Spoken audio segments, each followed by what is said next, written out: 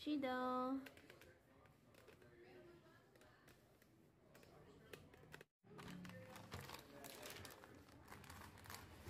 Hello guys, so today ipapakita ko sa inyo itong nabili ko sa Amazon back in December 2022. Hindi ko lang siya naipakita before kasi hindi ko siya nalagay doon sa 48 pin which is original. Yun dapat na paglalagyan ko. But then, since nakabila ako 2024 nitong 40 pin knitting machine, so ang ginawa ko is tinabi ko muna siya at nung nakabili na ako ng 40 pin, kinabit ko na ito digital counter with sensor. Ang bili ko sa Amazon is around 800 pesos. Kung gusto nyo naman, pwede rin naman kayong bumili dito sa Shopee kasi meron ng available.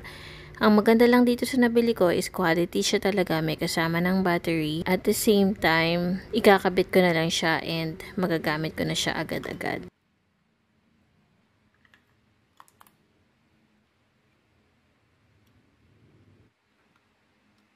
So, doon sa may reset counter ko, nilagay yung wire. And then, after that, mas maganda kung meron kayong glue gun, yun ang gagamitin nyo to stick itong sensor na dapat katapat niya yung magnet doon sa first pin. And then, dito kasi hindi pa naipakita kung saan nakadikit yung digital counter. But, in the next clip, makikita nyo kung saan ko na siya nailagay. Hindi dito sa 48 pin, kundi doon sa isang 40 pin na kakabili ko lang this year. So now, dito ko siya kinabit sa 40 pin knitting machine.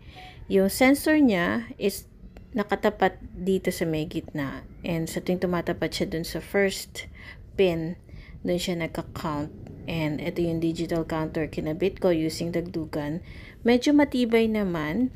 Yung magnet, medyo natanggal siya. Mas maganda siguro kung ang ilalagay nyo is yung Marty band para mas strong yung glue niya. And nakita niya naman wala ako naging problem. Gumawa na ako ng beanie using this one. Hindi ako nahirapan at okay naman. Working naman yung digital counter niya. Ito, nabili ko sa Amazon for 800 plus. Tapos pag i-reset mo dito sa right and pag power naman, hold more for 3 seconds. So, ganun lang. So, if you plan to buy, I'll add the link below.